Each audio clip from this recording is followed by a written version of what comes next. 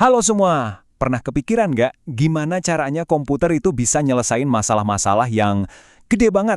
Kayak nyari rute tercepat di Google Maps atau ngurusin jutaan data sekaligus?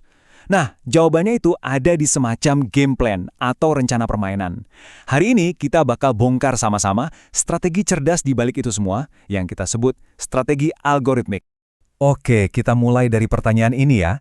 Coba bayangin deh, kamu dikasih satu tugas yang rasanya tuh gede banget, rumit, kayaknya mustahil buat diselesain. Kira-kira kamu bakal mulai dari mana?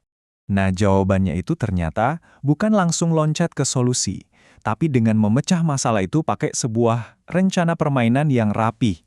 Di dunia komputer, ini yang namanya strategi algoritmik.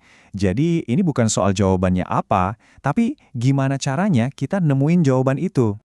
Oke, kita langsung masuk ke strategi yang pertama ya, namanya rekursi.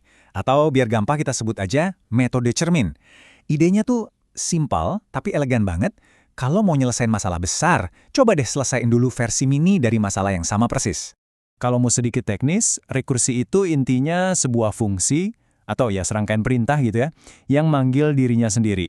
Persis kayak kamu berdiri di antara dua cermin yang berhadapan. Kamu bakal lihat pantulan diri kamu di dalam pantulan, terus di dalam pantulan lagi. Nggak ada habisnya kan? Nah, kayak gitu konsepnya. Masih bingung? Oke, gini deh. Bayangin analogi ini. Kamu lagi nyari buku yang disembunyiin di dalam tumpukan kado Matryoshka. Tahu kan boneka Rusia itu? Kamu buka kotak paling gede.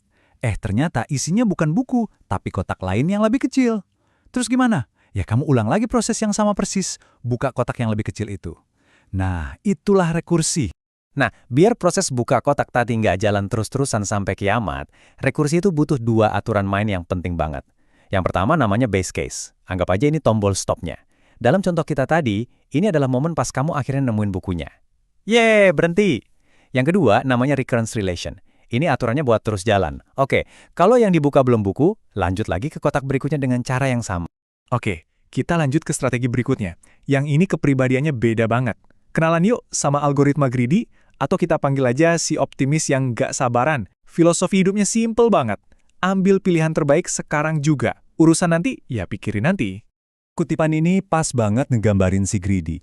Dia itu membuat pilihan terbaik di setiap langkah kecil dengan harapan semua itu bakal ngarah ke solusi terbaik secara keseluruhan. Jadi di tiap persimpangan dia cuma mikir mana yang paling untung sekarang, tanpa peduli sama gambaran besarnya.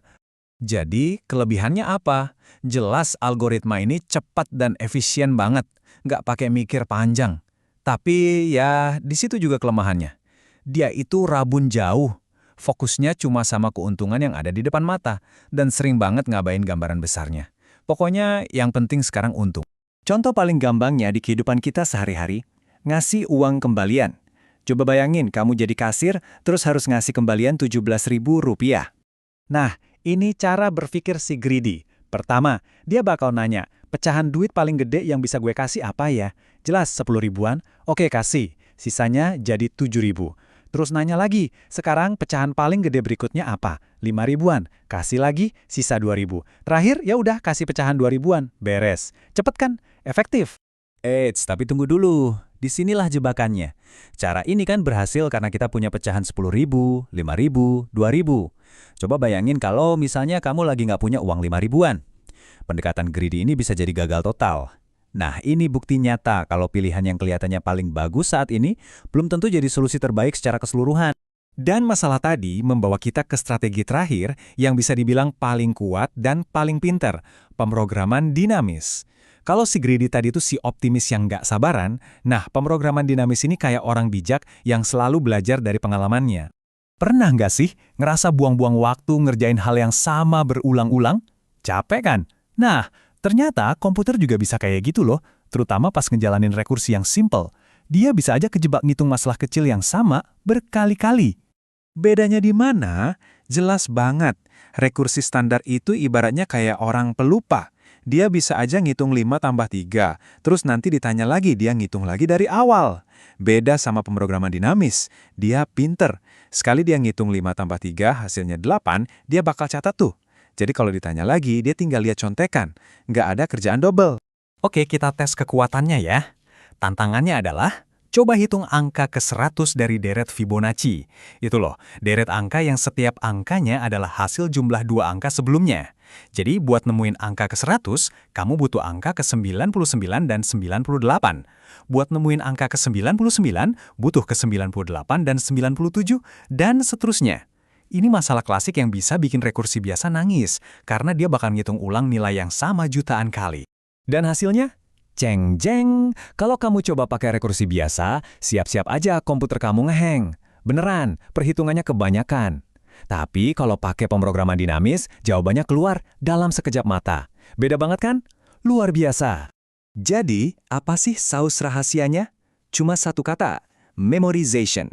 Ini istilah kerennya buat nyatet atau bikin contekan. Jadi, ini teknik di mana hasil perhitungan itu disimpan di memori. Biar apa? Biar nanti kalau butuh lagi tinggal ambil, nggak usah ngitung ulang. Inilah yang bikin pemrograman dinamis efisien banget. Nah, jadi sekarang di kotak peralatan berpikir kamu udah ada 3 alat canggih nih.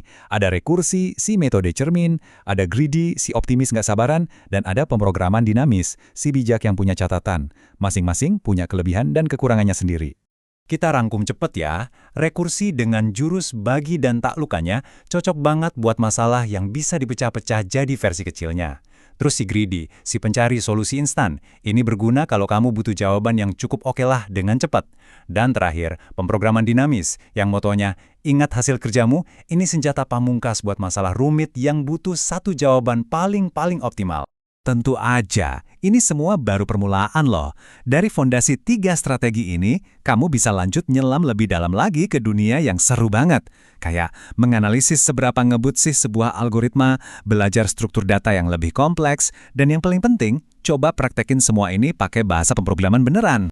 Sebagai penutup, saya mau kasih kamu satu pertanyaan buat direnungkan. Bayangin, kamu mau road trip ke 10 kota.